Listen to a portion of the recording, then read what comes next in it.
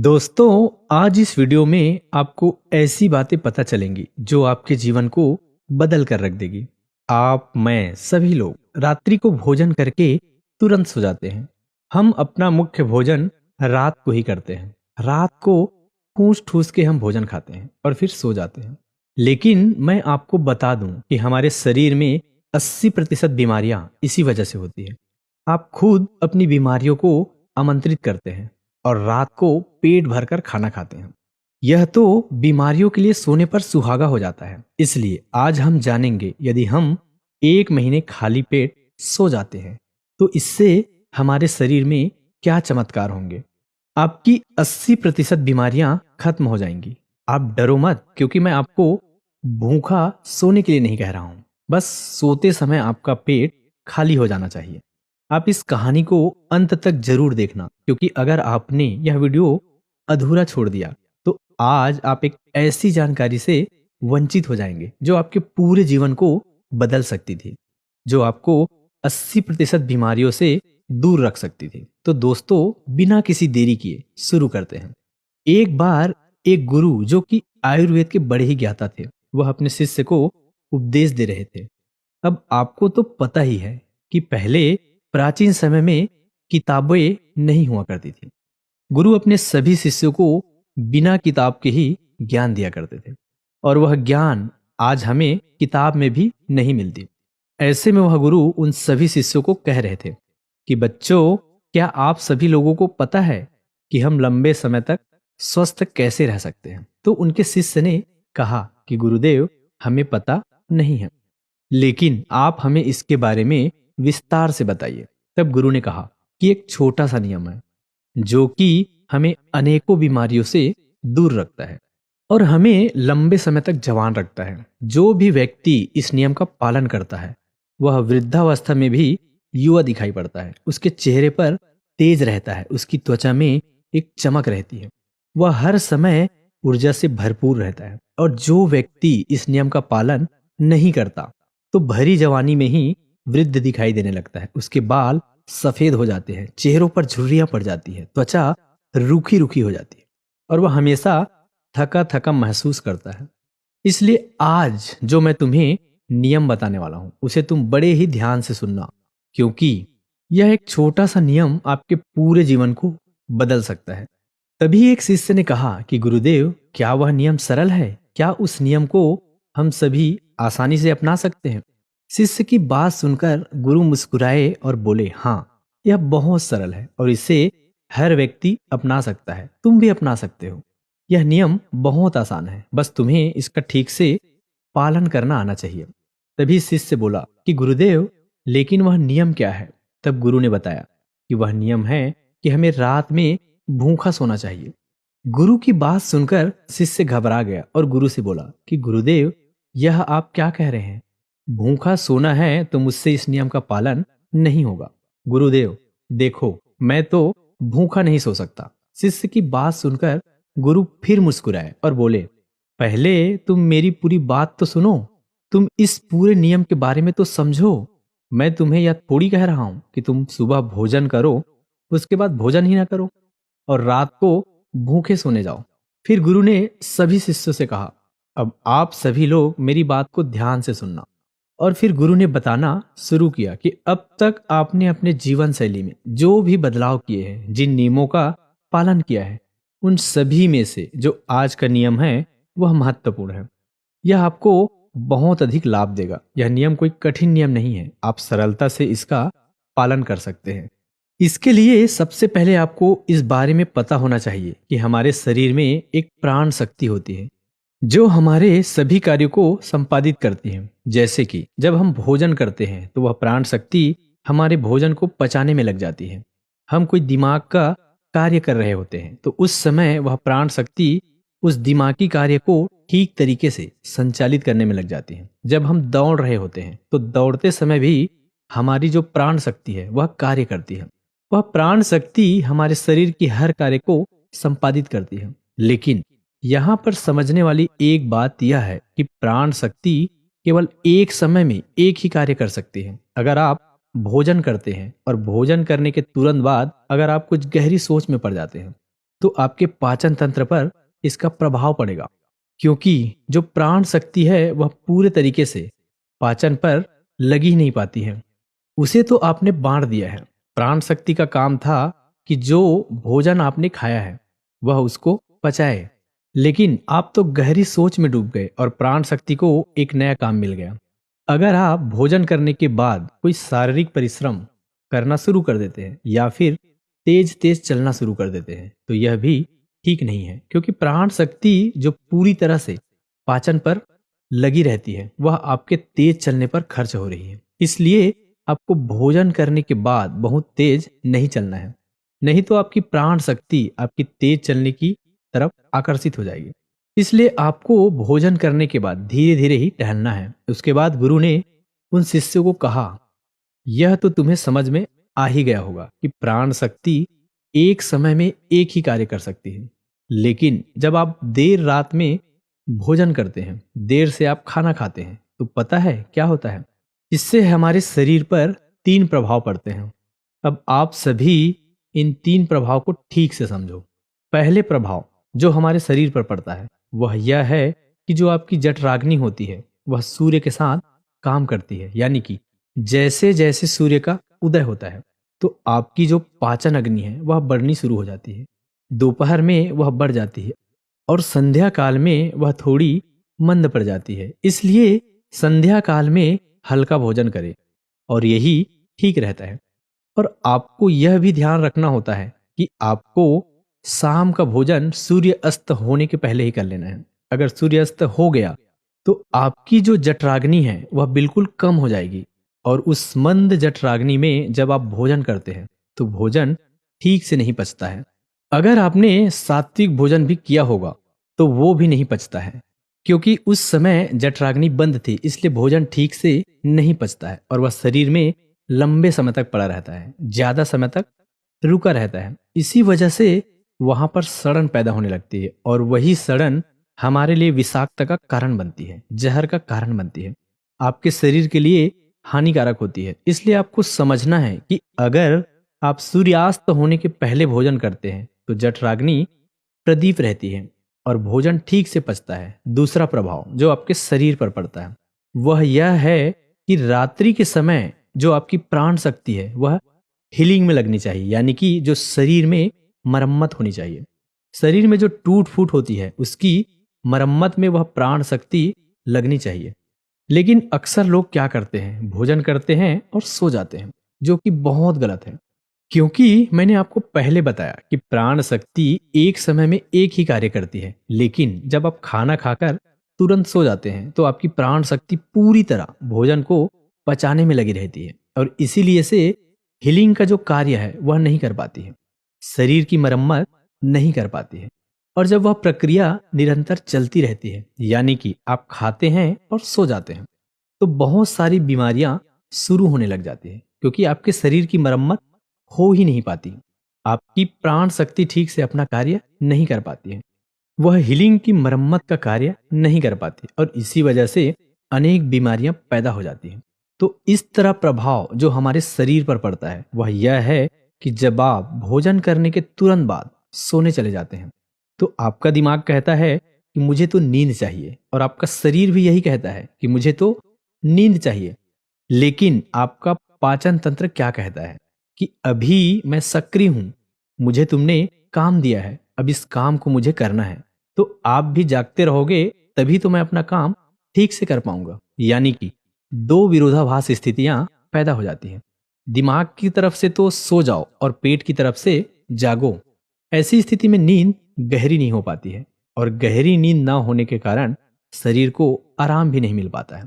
आप सो तो जाते हैं 7 घंटे 8 घंटे, लेकिन सुबह उठने में आपको कठिनाइयां होती हैं।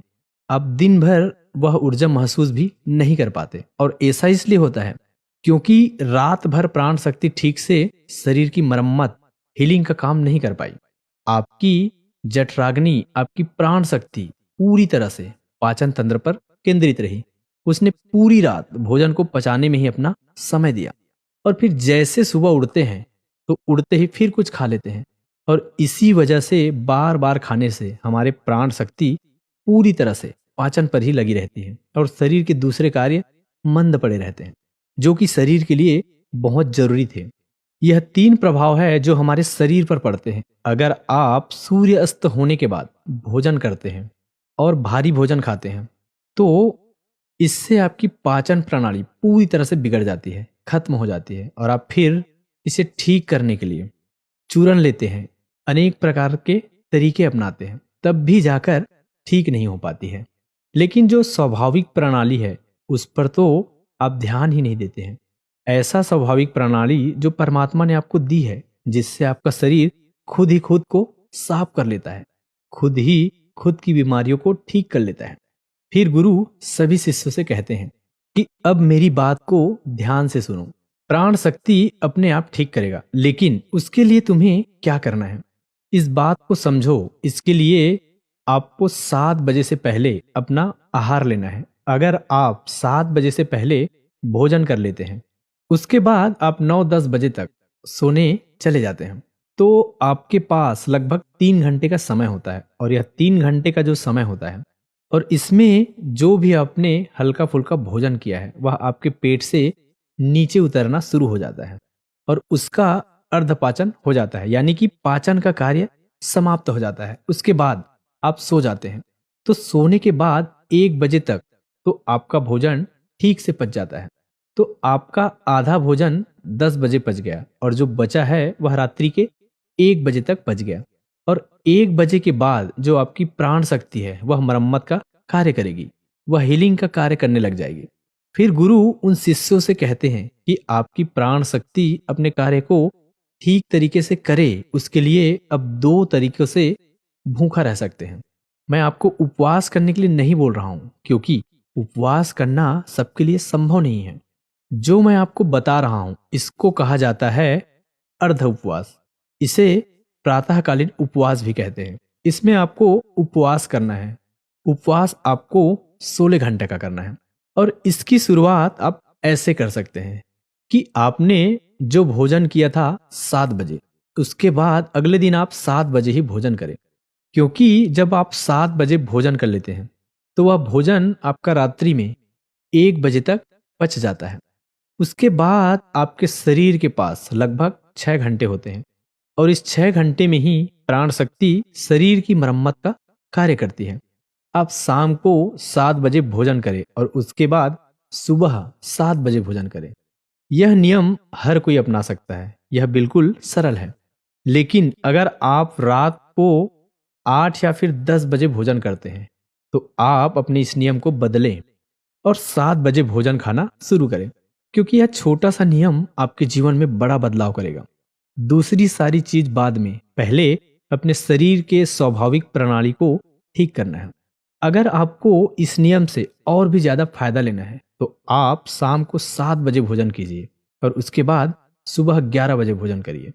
अगर आप 7 से 11 बजे भोजन करते हैं तो आपके शरीर के पास 16 घंटे होते हैं जिसमें वह भोजन का पाचन भी करेगा और उस भोजन को पचाने के बाद वह रिपेयरिंग का काम भी करना शुरू कर देगा। इस प्रकार से जब आप अपने शरीर को आराम देते हैं, पाचन तंत्र को रिलैक्स होने देते हैं, प्राण शक्ति को अपना काम करने देते हैं, तो यह प्राण शक्ति आपके पूरे शरीर को प्रभावित करेगी, पूरे सिस्टम को ठीक करेगी और आपको यह प्रभाव 15 से 20 दिनों में दिखना शुरू हो जाएगा। अगर आपको कोई गंभीर बीमारी है तो वह ठीक होना शुरू हो जाएगी। अगर आपकी त्वचा खराब है तो वह ठीक होने लगेंगी।